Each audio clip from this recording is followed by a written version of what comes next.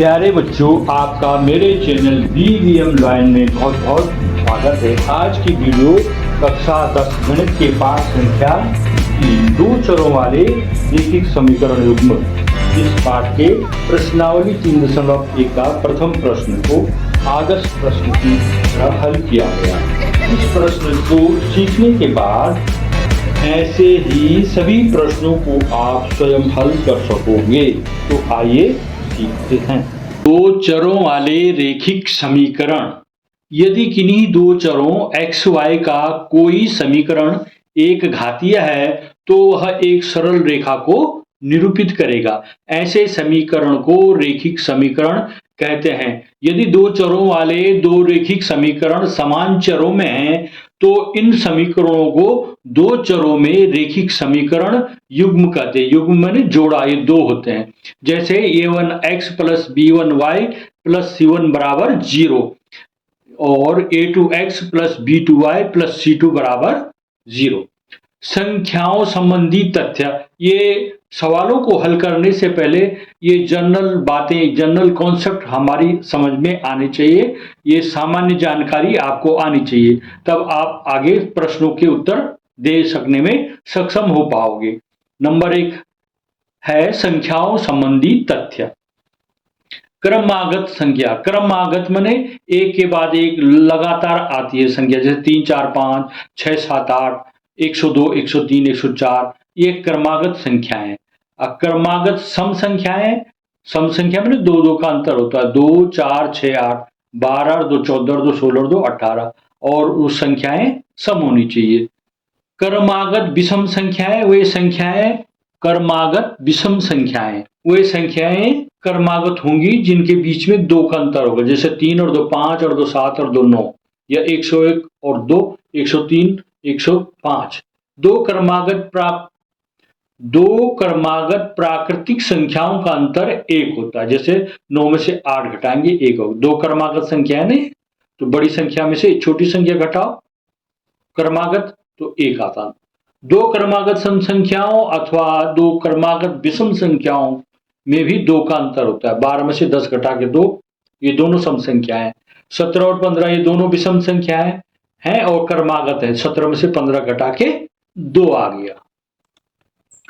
दो संख्याओं का योग ज्ञात होने पर यदि एक संख्या x है तो दूसरी संख्या क्या हो जाएगी? जो उनका योग है, जोड़ है, उसमें से पहली संख्या को हम घटा देंगे। जैसे किसी का जोड़ 25 है, 18 और 7 जोड़ के 25 हो गया, तो माने एक संख्या 18 है और योग है उनका 25, तो 25 में से 18 घटाएंगे, ये उसका आंसर आएगा। दूसरी संख्या बराबर आ जाएगी 7। दो संख्याओं का अंतर ज्ञात होने पर यदि एक संख्या x है तो दूसरी संख्या क्या होगी? x में अंतर को जोड़ देंगे या x में अंतर को घटा देंगे, ये अंतर में होने पर होगा। ये दो अंकों की संख्या में यदि संख्या इकाई x है और दहाई y हो तो संख्या होगी 10y प्लस x, मतलब y को 10 गुना कर देना है। इकाई के अंक को 1 रखेंगे और दहाई के अंक को 10 गुना कर देना है। यदि किसी की वर्तमान आयु x वर्ष हो तो 5 वर्ष बाद उसकी आयु क्या हो जाएगी? 5 वर्ष बाद में उसमें 5 और जोड़ दिया जाएगा, x धन 5 हो जाएगा आंसर। और 5 वर्ष पहले आयु क्या हो जाएगी? पहले मैंने उससे छोटी हो जाएगी, कम हो जाएगी, इसको घटाना है। 5 वर्ष बाद में x ऋण 5 उसका आंसर होगा। अब हमको ये पता करना है रेखाएं प्रतिच्छेदी हैं या समपाती हैं या समांतर हैं। जो दो रेखाएं हैं वे आपस में या तो समांतर होंगी या प्रतिच्छेदी होंगी या समपाती होंगी। तो हम कैसे पता करें कि ये इन तीनों में से कौन है? तो नंबर 1 है, यदि a1 बटे a2 बराबर b1 बटे b2 बराबर नहीं अनुपात c1 बटे c2, इस तरह की उन दोनों समीकरणों को तुलना करने पर उनके गुणांकों का ये आएगा तो समीकरण असंगत होगा और रेखाएं समांतर होंगी। यदि a1 बटे a2 b1 बटे b2 और c1 बटे c2 इनका अनुपात सब में बराबर है तो समीकरण संगत होगा और रेखाएं समपाती होंगे। समपाती माने जो एक रेखा है ठीक उसी के ऊपर दूसरी रेखा होगी। तीसरा, यदि a1 बटे a2 बराबर नहीं है, b1 बटे b2 बराबर नहीं है c1 बटे c2 के, तो समीकरण संगत होगा और रेखाएं होंगी प्रतिच्छेदी। आइए एक प्रश्न को हल करते हैं। ये तथ्यों को हमने जान लिया है, अब प्रश्नों को हल करते हैं। प्रश्न 2 है ये प्रश्नावली 3.1 का। अनुपातों a1 बटे a2, b1 बटे b2 और c1 बटे c2 की तुलना कर ज्ञात कीजिए कि निम्न समीकरण युग्म द्वारा निरूपित रेखाएं एक बिंदु पर प्रतिच्छेद करती हैं, समांतर हैं अथवा समपाती हैं। ये देखना है इसमें। यह 5x - 4y + 8 बराबर 0 एक समीकरण है। दूसरा समीकरण है 7x + 6y - 9 बराबर 0। हल होगा इसका a1x + b1y + c1 बराबर 0। इससे समीकरण 1 की तुलना करने पर, ये समीकरण 1 है, इसकी तुलना करेंगे तो x का गुणांक a1 बराबर 5, b1 बराबर -4 और c1 बराबर 8 हो गया।